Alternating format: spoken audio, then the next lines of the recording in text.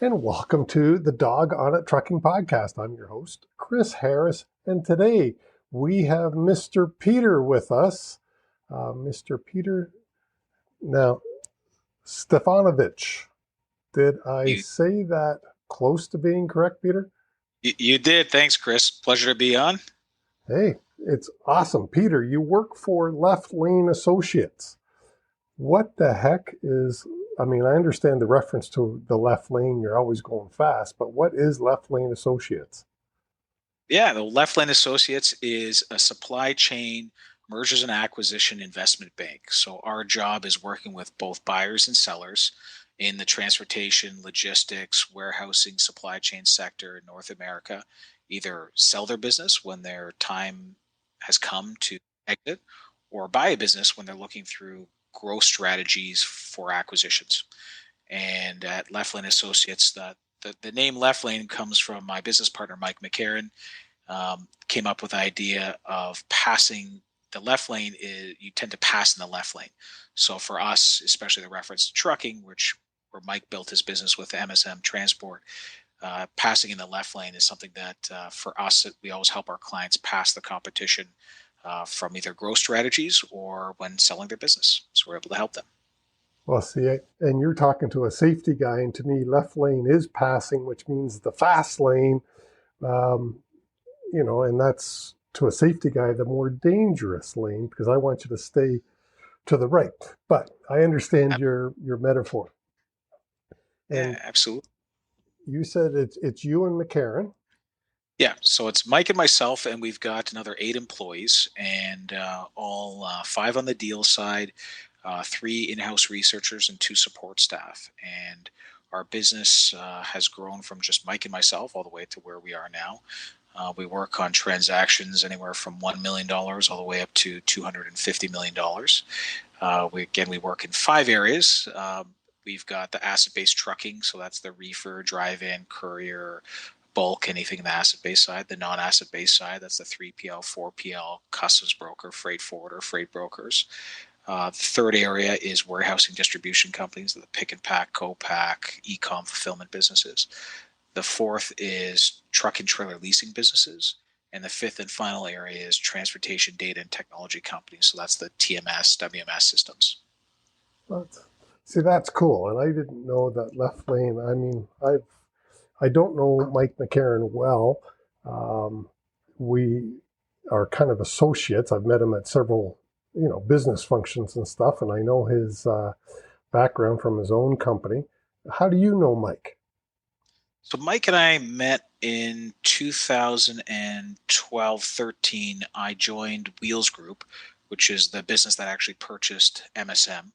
And my office is right beside Mike's, and we kind of became friends. And Mike actually became a mentor to me in the business. I was working in sales and running several operations teams, and I went to Mike for a lot of advice, and we struck up a good friendship, and he became a mentor to me in the space. And we got to know each other quite well to the point when we decided, after Wheels Group sold to Radiant, that we would look at starting something together. There was a big gap from people understanding transportation logistics and the supply chain from the investment bank side and from the M&A advisory side, the mergers and acquisition advisory side, because people had never spent time in it. So the differentiating factor and the force multiplier for us was we had spent a lot of time in the transportation logistics supply chain sector. So we built the business based off of our knowledge in the space, that we could help other equal sellers or buyers, assist them in growth or selling their businesses in only the supply chain logistics space. See, that's really cool. I didn't know. I mean, I've never thought about it. I assumed always that businesses have to be sold from time to time for whatever reason, but I've never really thought about how does it all happen? How does it get put together? Um, what are the steps in if I owned a trucking company and I wanted to sell my business? What do I do? How do I go about it?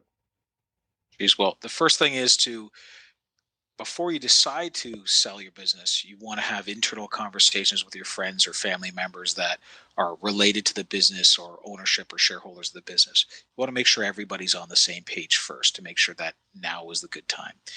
Um, Next piece is to reach out to somebody like us and start talking and engaging the process.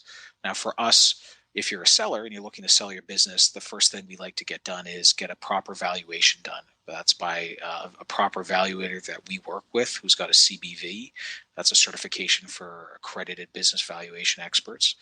Getting that helps get you an idea of where your benchmark value is. Understanding that helps make sure that the value of your business is exactly what you think it is or where it should be. And from there, we're able to then take that information, use that to help presumably buyers look at your business and help sell your business. So once the valuation is completed, then we go back with the sellers and again make sure we're all on the same page. We then start the process of putting together marketing materials, putting together a confidential information memorandum. It's basically a 25, 30-page book that outlines your business, outlines your assets that you have, if there are power units, trailers, what type, outlines the geographic locations, what type of commodities you move, and outlines your corporate structure and the value add you could provide to a buyer if somebody acquired you. So our job is to put together this really intrinsic book for people to look at it for the first time and get an understanding of your business quickly and get them to jump on board whether they want to purchase the business or decide to jump off the ship and not decide to move on to something different. So our job is basically to display your business in the best light, get all the information ready, populate that information, run the process, have various discussions with potential buyers,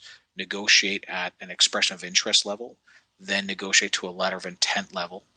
And once we're able to get to there, then help guide along the due diligence process all the way to the purchase and sell agreement, which will be the actual time when your business is closed. And when that happens, close from a perspective of selling the business, not from closing the business altogether, but from selling the business. And once that's completed, then the transition stage starts and the business goes and starts working with the presumed buyer.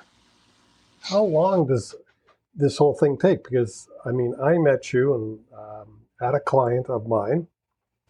You were in to start the process, I believe. Now, obviously, we can't mention the client because I don't believe that has been closed or anything. However, how long does it take typically or on average to sell a trucking business? Because I got to believe it's, it's got to be kind of like a house in some ways where you're on the market for a period of time and then you reach an agreement and then there's got to be another due diligence phase, I would imagine, and then you actually have a closing date. Is that anything close to reality? Similar. Usually when people bring up the real estate examples, it get a little bit, it's the closest thing to working in mergers and acquisitions, but it's vastly different, a lot more expansive and a lot more work involved in it. Obviously, when you're selling a business, let's say you use a trucking company, you're selling the power units, the trailers, the customer list, your employees effectively, your processes, and the land presumably in some deals. So it's a lot more complex than a real estate deal, but the concept, I get where you're coming from. It generally takes anywhere from at a minimum 6 months all the way up to 18 months to sell your transportation business. So that's why it's absolutely imperative to think about selling your business well before you have to sell your business. And we often talk about, actually, my partner Mike coined the dreaded D's: death, divorce, disease, delinquent partner, and done. So there's 5 D's that Mike and us talk about. And when you get to those 5 D's, you actually lose the ability to control your own destiny. So it's better to get ahead of those things and control your destiny to get the maximum value out of your business. Yeah, and I know the client, or at least I don't know, but I believe the client that you and I both mutually know is not involved in the D's yet. Correct. There's another D that you didn't include in there, and that one would be desire. Our mutual client has the desire to sell and to slow down because they've been in the business for, God, I don't want to say how long they've been in the business, but I know that I've known the people for more than 20 years or about 20 years. So it's been a long time. Yeah. Yeah, it's a lot of people get to the point, and one of the D's is done, where they say, "Look, I just want to be done with the industry that we're in." And it's not because they don't like it. Obviously, it built a family lifestyle for them. It helped them create value for their employees, employment, etc. So, most people, after you get to a certain point, you just want to move on to something else, maybe do work in charitable organizations, or just even retire and go golf, enjoy, maybe travel, not right now with COVID, but travel eventually soon. And to get ahead of that stuff, you need to think ahead and realize that it will take 6 to 18 months to get things done. And that includes starting engagement, um, starting the valuation, us putting together the confidential information memorandum, the marketing materials, going out to market, negotiating, putting together an expression of interest, then letter of intent. Then due diligence itself takes, quickest is 60 days. Usually it's 90 to 120 days of just due diligence. So it takes a while. So it's important to make sure, when anybody, especially anybody that watches this, understand that's important to plan well in advance. Well, yeah, and you're saying due diligence takes really 90 to 120 days. What who's involved in the due diligence?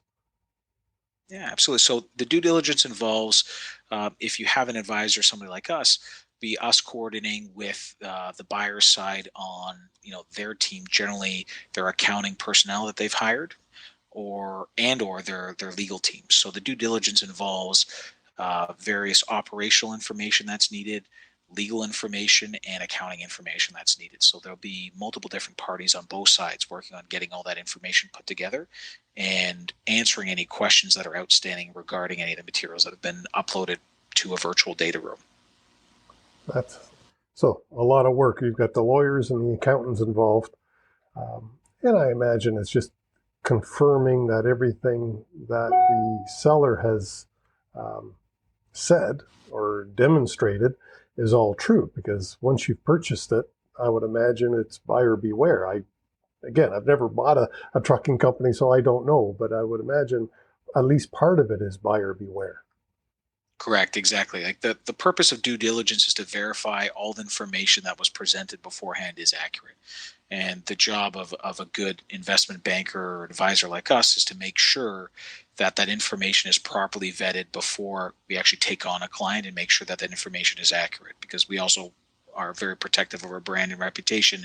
We want to make sure when we're going out to big companies, pick Bison, Mullen, TFI, Titanium, Canada Cartage, any of those big guys, that we're presenting accurate information.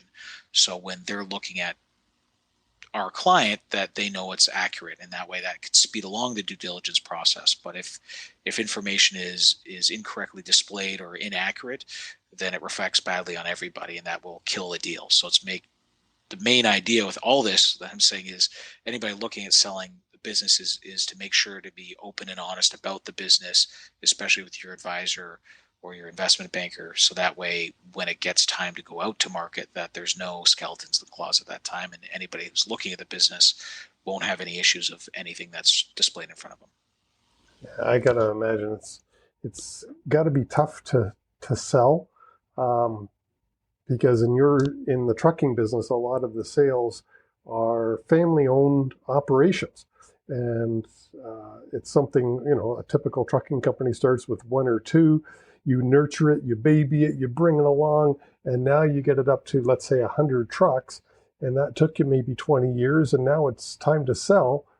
Um, it's like selling a family member, selling a baby, really. How do you get around?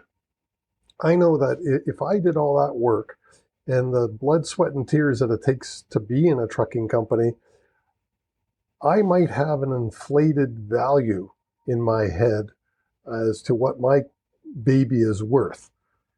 How do you coach your clients to bring them down, in some cases, I got to imagine, down to reality? Is that a fair statement? Do some people sometimes have an inflated value for their company? I would say most people do. So I think it's, exactly the example you gave. Everyone thinks that their kid's the best looking, smartest kid best at sports and everything else. But from a business perspective, it's no different. And when it's your business that you've grown, built, it's provided for your family, your friends, employees. You have an affinity to that business, and your affinity is always going to be greater than anybody else's. So that's why it's important to realize that it's good to get a third party, somebody like us, to work with you and understand the value of the business. That's why our important first step in any business that we decide to help sell is get a valuation done. So that way there's a level set of all parties to understand that this is the value.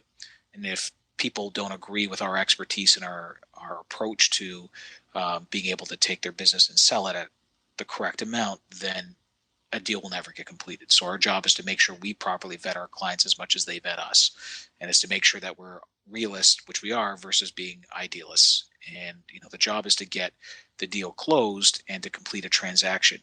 But before that happens, the selling party has to be comfortable with the value. If they're not, our response back is then take some more time, build it up to the value that you wish it to become based on these indicators, and let's circle back in a year, 2 years, 3 years, whatever, however long it might be.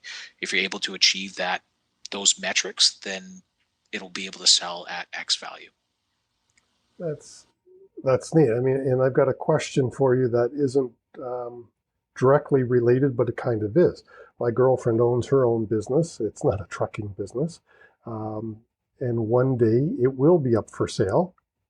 How do you go about evaluating a business and putting a price on it? Yeah, so the best way of understanding the business value is looking through a market multiple approach, and that's what we commonly use in the mergers and acquisition worlds for supply chain. So we look at the value of the business from a financial sense and get an idea of what their EBITDA figure is. That's the earnings before interest, tax, depreciation, and amortization. So it's getting that number, figuring out what normalizations, as any business owner, like your example of your girlfriend, she might put stuff through the business. Let's not tell the CRA, but you might get a couple meals you put through the business, or have your personal vehicle through the business. It's very common. Or else, why would anybody be an entrepreneur if you didn't have any benefits from doing anything? It's a huge amount of risk, and you got to have some return back. And I think that's important part of being an entrepreneur, and we need more entrepreneurs in this country, by the way. So the important piece about understanding how the business is valued is, once you figure out the mathematical approach to finding out what that normalized EBITDA number is, then from there it's using expertise of people that understand the marketplace like ourselves to know where multiples, so the multiple of that EBITDA number, lie based on your goodwill, your brand, the lanes you might run, the clients you might have. So that all builds into where a multiple of that EBITDA gets placed. So that could be, 1, 2, 3, 4, 5, 6 times. And using that is a good indicator. So there's quantitative analyses that's built into, along with qualitative, and it's a merging of the two that allow us to get to the correct valuation. And because most businesses in transportation are privately held, it's hard to compare public numbers and public figures. And any information that you might read online is generally not accurate unless it's actually a publicly traded company. So from that standpoint, having innate knowledge and having a good understanding of the business is important, or the industry is absolutely important to understand where the multiples you'll be able to get when you sell. Yeah, because I was thinking, how many publicly traded trucking companies are there in Canada? Well, you've got TFI, you've got Mullen, you've got Titanium on the Canadian side. U.S. obviously the big ones like JB Hunt are massive there too, so I'll use that as an example. But there's quite a few down there as well. Yeah, but up here in Canada, like a lot of the big ones, a Bison, they're private. Private, yeah, absolutely. Yeah, the only three that come to mind in the trucking space are Titanium, Mullen, and TFI. Yeah. So again, compare that to how many trucking companies there are out there. That's less than 0.1%. Yeah, it's huge. They're typically family-run companies. I mean, a Bison,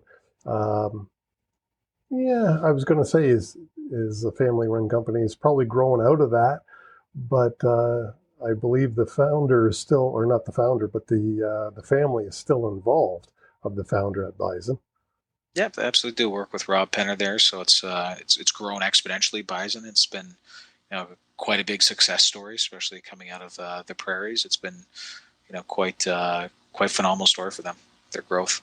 Yeah. Now, you mentioned one thing that goodwill. How in the trucking industry, I guess I got a couple of questions about goodwill, because it is so much, goodwill is kind of pie in the sky a little bit. Then we have the Driver Inc. model.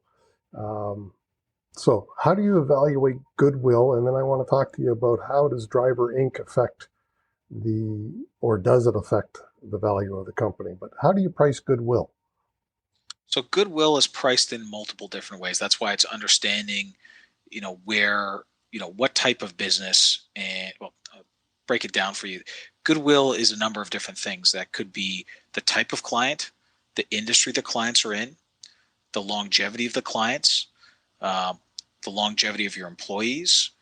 It could also be the geographic location, the type of business. So, I'll give you an example of e-com fulfillment businesses. The goodwill in those are a lot greater because it's a lot more interesting or sexy right now because of the e-com fulfillment, final mile, everyone using Amazon type of stuff right now. So goodwill changes based on a variety of different factors, including the ones that I talked about too. And certain areas, especially in trucking, if certain lanes produce higher values, so that increases your goodwill. If certain types of transportation have higher goodwill values, use example of liquid and chemical bulk have higher goodwill values because the customers are more sticky. Dealing with hazmat stuff versus dealing with just regular dry van. That, I'm not saying anybody could do that, but dry van, it's a lot easier for people to purchase a dry van than it is that's about $30,000-$40,000 than it is to buy a chemical bulk container that's $250,000 and is safety and government regulated based on certain commodities you ship. That's cool. I got to believe that's one of the harder areas that you have to put a price tag on. I mean, to me, equipment, like you said, a dry van, they're used, but you know what they're worth, kind of, or what they're selling for. So to me, that would be the easy part of the job. Everything else is tougher. Absolutely. Does Driver Inc. affect the value of a company? It can. The goodwill of Driver Inc., depending on the perception of the industry, it could have a negative impact on the value of the business.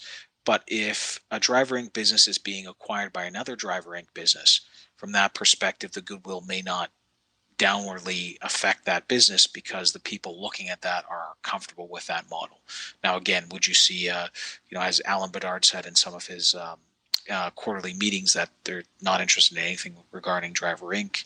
And when you hear that, especially in the atmosphere, that could have a negative effect on the potential selling of a business that is Driver Inc. associated.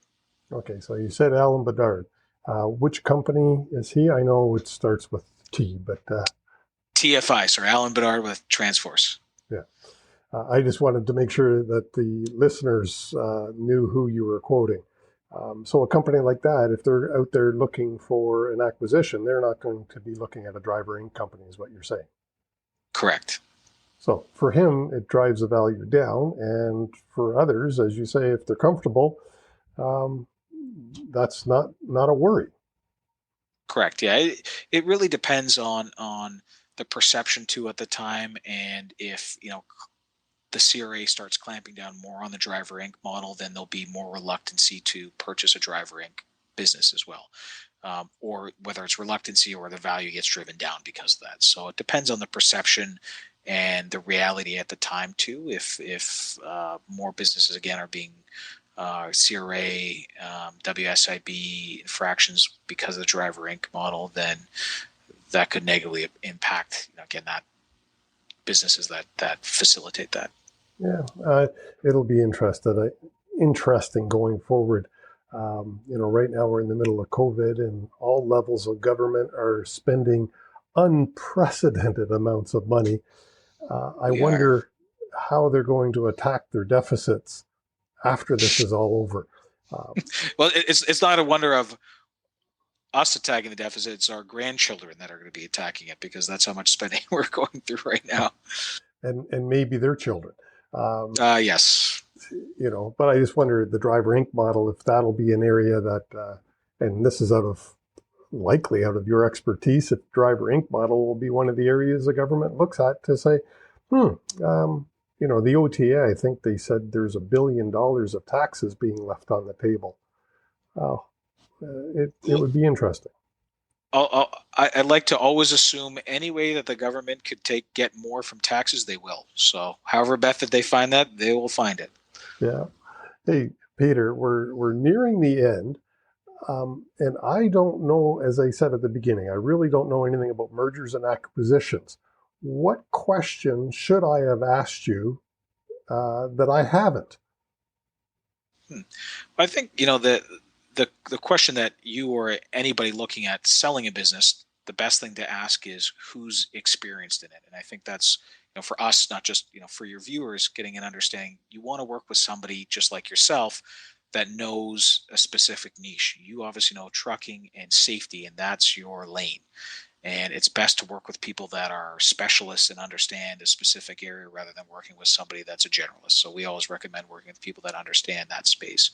Not so much a question, just more something that people should always question and ask themselves, like, who would you rather work with, somebody that's a specialist or somebody that's a generalist, especially when it's when you're dealing with safety and lives and risks, or when you're dealing with selling your baby from a M&A perspective. So I think those are both extremely important things. Other questions that people should ask when talking to M&A advisors or looking at selling their business is, how often do businesses get bought and sold? And that's a question people don't ask us a lot. And it's extremely hard to sell a business. Different than selling a real estate piece of property. There's so many variables involved in a business, and only 1 in 3 businesses sell when they get to a letter of intent stage. So that's basically when due diligence is about to start. So at that point, when you think it's all over, there's still only a 33% success rate of closing. So it's extremely hard to sell a business. And I think people need to realize that, if you have an opportunity and you have, this, somebody to help you navigate around that opportunity, you get a extremely good deal from it, from a value perspective, it's good to take advantage of that, because that opportunity may never come around. It's not like, getting a new client for a trucking business or getting a new warehousing client in a warehousing business. Buying and selling businesses are extremely hard and difficult, and it doesn't happen often. And there's a lot smaller pool of buyers, and there's a lot more risk involved. So less people are involved in buying businesses than buying a house or anything else. So it's extremely important to realize that when starting this process. That's cool. And of course, we're going to have all of your contact info for the listeners and the viewers if they want to reach out to you and Left Lane. All the contact info is in the show notes below. Peter, I want to say thanks, because I honestly didn't know anything about mergers and acquisitions, especially when it comes to trucking. Last word, what would you like to say? I just want to wish everybody, all the best into the hopefully new year of 2021. And if anybody's looking at either exiting through selling their business or growing through acquisitions, we're always there to help. We've got a team of 10 professionals, and we'd love to always chat. And again, wish everybody safety and happiness and healthiness throughout this pandemic, and look to see everybody on the other side of this once we get the vaccine rollout, and we're all set. And wish everybody also happy holidays. Hey, thanks so much, Peter, for being on the show. Happy holidays, Merry Christmas, and all that good stuff. As the listeners may not know, what is today? December it's not on my watch. The 5th? Number 4th. 4th. December the 4th, we recorded this today. So right in the middle of a damn pandemic, and looking forward to 2021, hoping it'll not be a repeat. Absolutely. Hopefully not. Well, thank you. All the best, Chris, and all the best to everybody listening. Hey, thanks, Peter, for coming on. Thank you. Take care. I hope you loved the show as much as I did. Please leave us a like, a thumbs up, a review, a comment, a rating if it is in your heart. Thank you so much. And I do really appreciate your time. And join us again next week for another exciting interview.